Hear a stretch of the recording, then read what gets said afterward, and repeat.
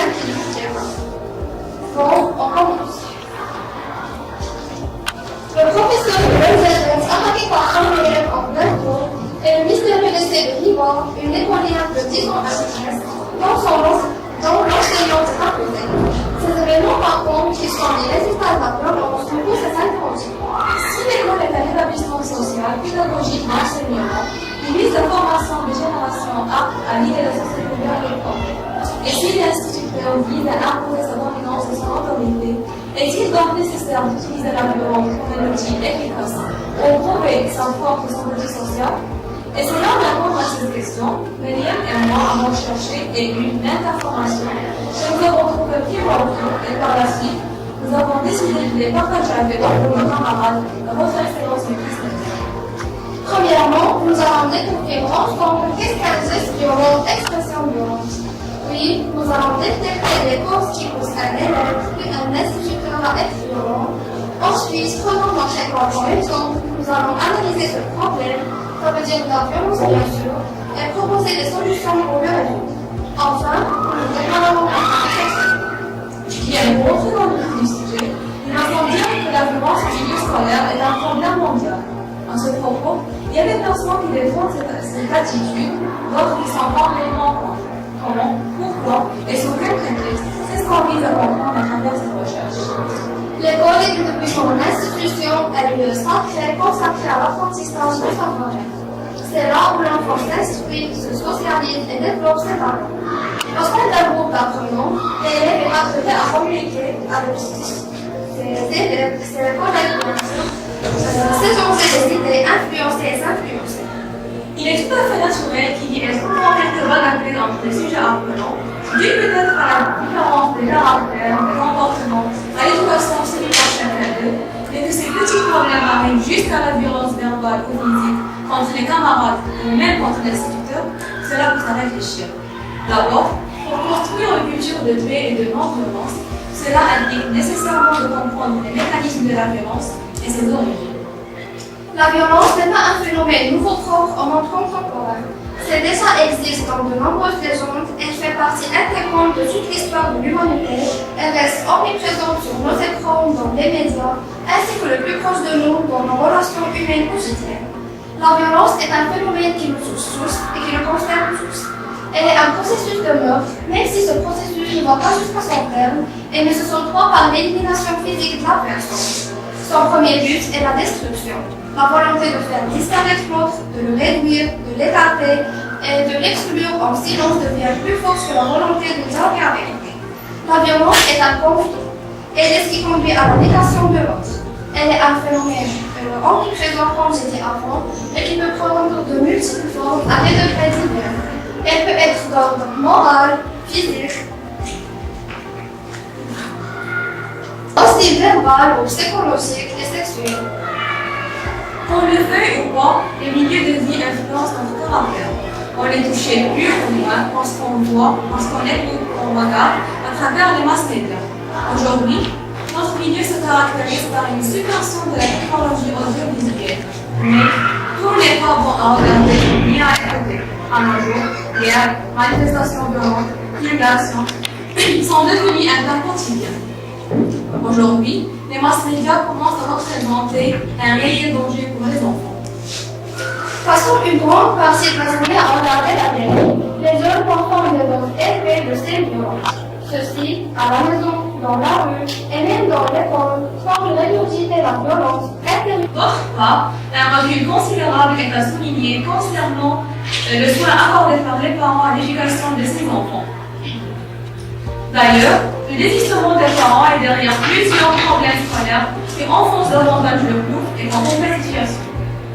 Décidément, pour que l'école puisse réagir au traitement, il faut d'abord redéfinir l'autorité au sein de la famille et lui permettre de retrouver son équilibre. En ce qui concerne le professeur, ce dernier devient spontanément agressif quand ses élèves ne présentent aucun intérêt au cours.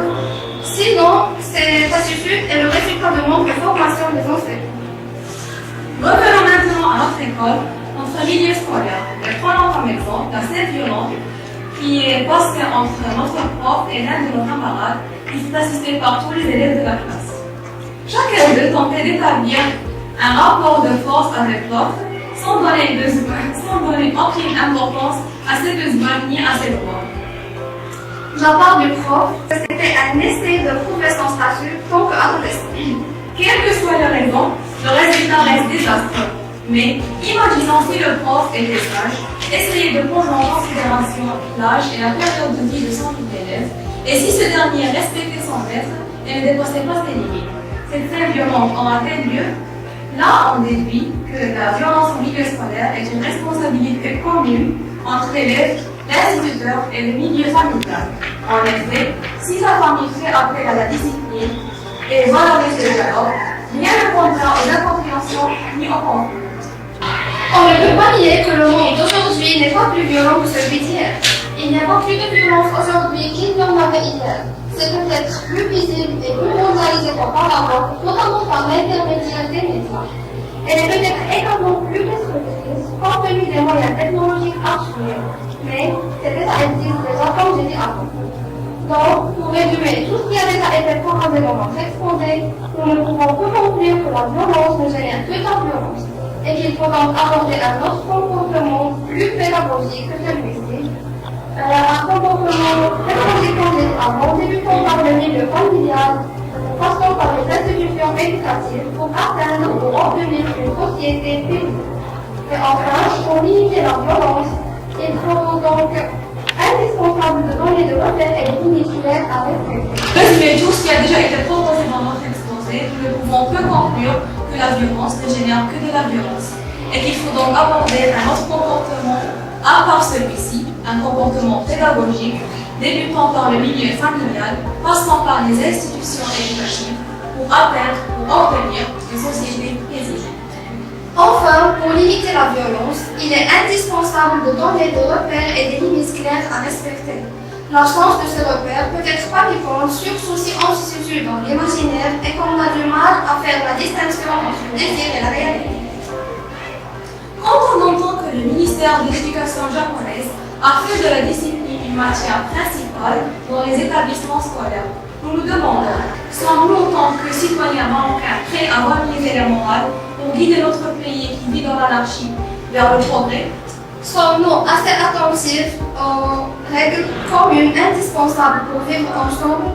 Sommes-nous suffisamment attentifs à bien baliser les interdits, à faire respecter les règles et à revenir à ces règles lorsqu'il y aura un conflit? C'est à vous de répondre. Merci. Je tiens à remercier mes camarades, Marianne et Salma, pour leur effort, car à notre âge, plusieurs considèrent la violence comme une solution pour prouver leur personnalité. Et grâce à notre projet, ils vont peut-être bien comprendre que ce n'est pas la bonne façon et que la douceur est la solution de ce problème. Merci pour cet exposé qui nous a enrichis comme élèves et de votre effort. J'aimerais bien savoir si vous étiez victime de violence par votre professeur, quelle serait votre réaction? D'abord, ça dépend si la violence est physique ou verbale, et si je suis victime ou j'ai vraiment commis une faute qui pousse mon prof à être violent. Si j'étais victime, quelle que soit la violence, je montre au prof qu'il est fautif et qu'il doit demander pardon.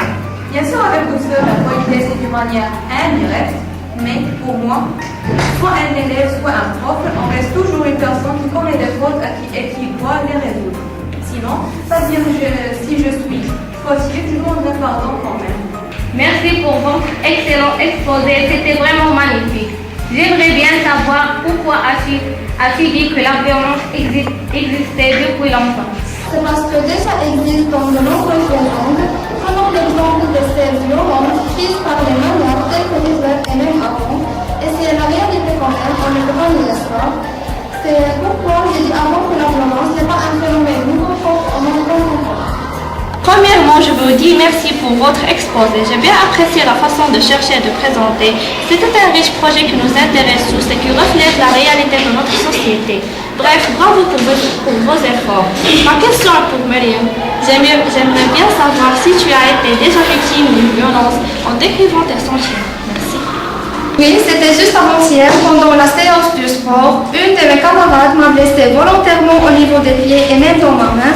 J'étais vraiment déçue car c'était juste une compétition. J'aimerais bien connaître la démarche entreprise par le Japon à titre exemple pour préserver la sûreté dans leur école.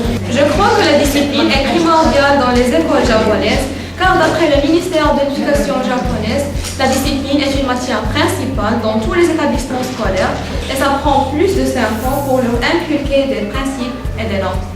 Bravo pour votre exposé. Il m'a bien attiré et surtout l'idée japonaise et ministère de l'enseignement qui a décidé de prendre la discipline comme matière principale. Alors, trouvez-vous une relation entre la discipline et la non-violence? Oui, bien sûr, il y a une relation directe. D'ailleurs, pour construire une culture de paix et de non-violence, il est indispensable de faire appel à la discipline. Seulement, à ton avis, pourquoi il y a autant de violence dans les établissements membres? Je trouve que c'est dû à l'absence de dialogue au milieu familial et au milieu scolaire. En plus, le prof doit jouer un rôle d'informateur, de psychologue et d'éducateur. En contrepartie, l'élève doit être respectueux et vigilant.